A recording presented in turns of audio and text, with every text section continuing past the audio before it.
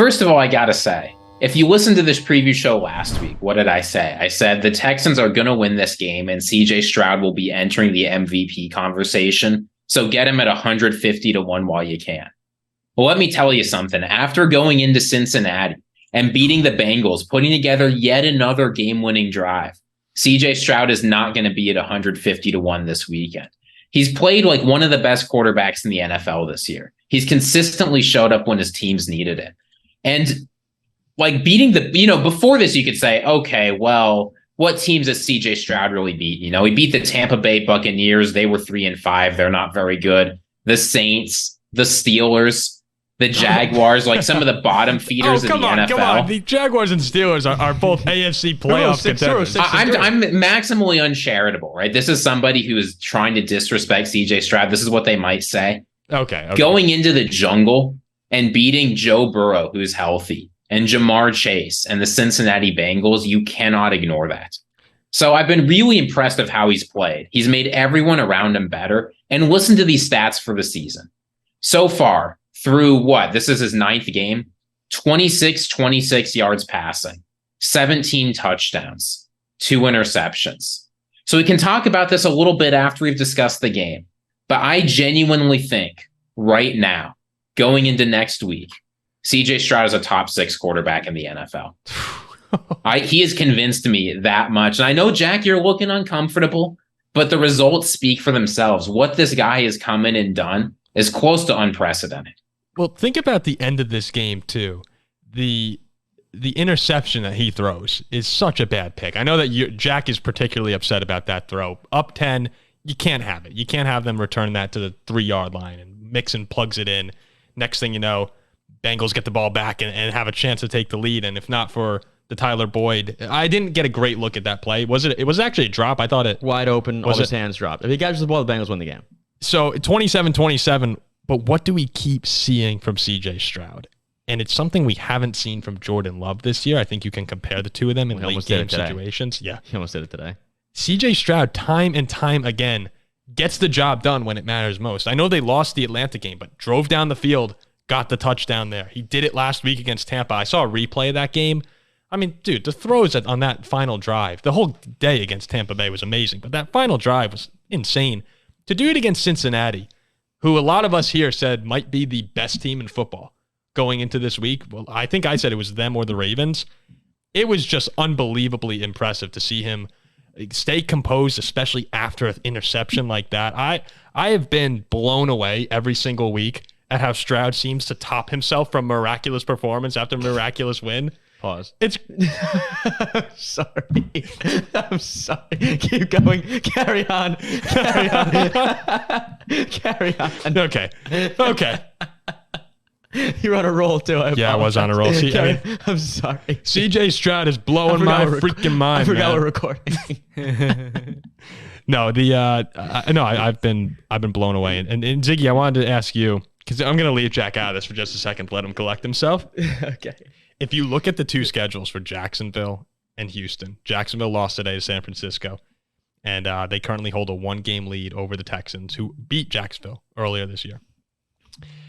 Texans have, listen to this is crazy. Texans have the Cardinals, Jacksonville at home, the Broncos, Jets, Titans, the Browns, Titans, Colts.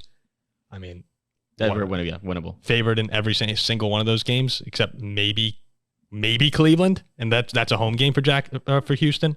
The Jaguars, Tennessee, at Houston, Cincinnati, Cleveland, Baltimore, at Tampa, Carolina, Tennessee. Right now, if I had to put money on it, I would pick the Texans to win the AFC South. Do you agree with that?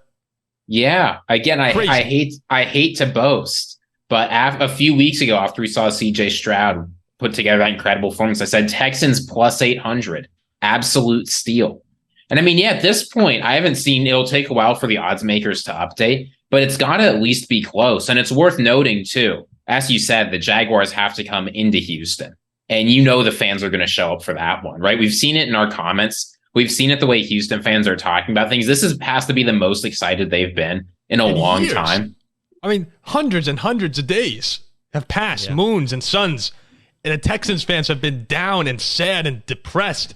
And here comes this rookie from Ohio State rejuvenating an entire city. It's since when is it? They got that 4 seed and lost to the Raiders, right? That's the last time they were there in the playoffs. I can't remember. Was the last time when they lost to the Chiefs? The collapse in Arrowhead. I can't remember their last playoff appearance. Oh, that was with Watson. That was brutal. That was tough to watch. So sorry to bring that back up for. I love how Stroud did the OH to the crowd today. Oh my gosh, it's awesome. There are not many teams that's better to be a fan of right now than the Houston Texans. Ziggy, you deserve to boast. Have your boasting moment. Have your moment. Have your boasting moment. moment. I mean, when I make picks that hit, I boast. You boast. I mean, you in deserve August, to boast. you deserve to boast. Could you imagine if you showed us in August a clip of our future selves talking about the Houston Texans like this? With a rookie quarterback, rookie head coach. I mean, it's insane. In this game, and this is gonna send Texans fans to the comments. I mean, this is for Texans fans. You know, you could probably relax here. I'm pausing. I was anti CJ Stroud today, believe it or not. Yeah. I mean, if we're gonna give flowers for game-winning drives, let's give them to Kenny Pickett. He has them all the time. We'll get there. He had a great drive. Won the game. But this was so much more on Joe Burrow and the Bengals offense being horrible late and the Texans defense making plays and the Texans defense getting lucky than CJ Stroud winning the game. It was a 10-point game. Stroud makes the worst throw I've ever seen. Lets the Bengals back in the game. I completely disagree. Sorry. I'm sneezing all over. Ziggy's like I'm allergic to bad takes. Burrow throws a pick in the end zone, down by 10.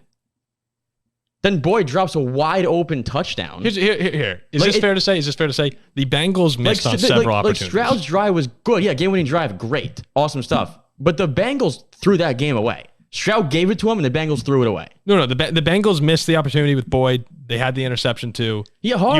You have to acknowledge that. But the 2 times that they were really tested after the Chase 64-yard touchdown, and then at the end of the game, after throwing a horrible pick, which I think even all Texans fans will say, that was a terrible throw, bad decision. He came back and got the job done. After the Chase touchdown, Texans touchdown. I know, but I don't think that down by 4 points he would have gotten in the end zone. So, maybe not, right? And I get all of that. It's easy to go and kick a field goal. But he did what he... it's not easy. That is not easy to do. Quarterbacks fail it all the time. We're talking about one of the most creative and best defenses in the NFL. And look, I get why you're fixating on this interception, but it's his second interception all season, right? It's not like he's throwing these very often. Surely going into Cincinnati, he gets one bad throw. That's basically all he had today. Okay, that's fair. That's a fair point. I'm not knocking the drive on his overall performance. I just think that this Texans win overall was more so Joe Burrow and the Bengals offense being horrendous in opportunity. I think if Burrow catches the touchdown pass, we're not sitting here talking about the Texans at all. The Bengals win. That's fair to say that Cincinnati gave the game away in some regards. Also, credit the Texans defense. Texans. I thought the Texans did a great job. Since he scored a touchdown on the first drive, right, and then they only had 30 more yards the rest of the whole half in the first half. It was crazy. They were quiet until the fourth quarter. Stroud also, good game, great drive. But I do not believe that this was all him today. Okay. It definitely wasn't. The Texans as a team played a very good football game. And the Bengals had some missed opportunities. But this is what you want to see if you're a Texans fan going up against one of the best AFC teams, one of the best teams in the NFL. You can go toe-to-toe with them. That's what you're learning right now, is that the Texans unbelievably are able to go and beat up on the Jaguars, who some people think are one of the better teams in the league. The Bengals on the road. These games, it's really impressive what they're doing.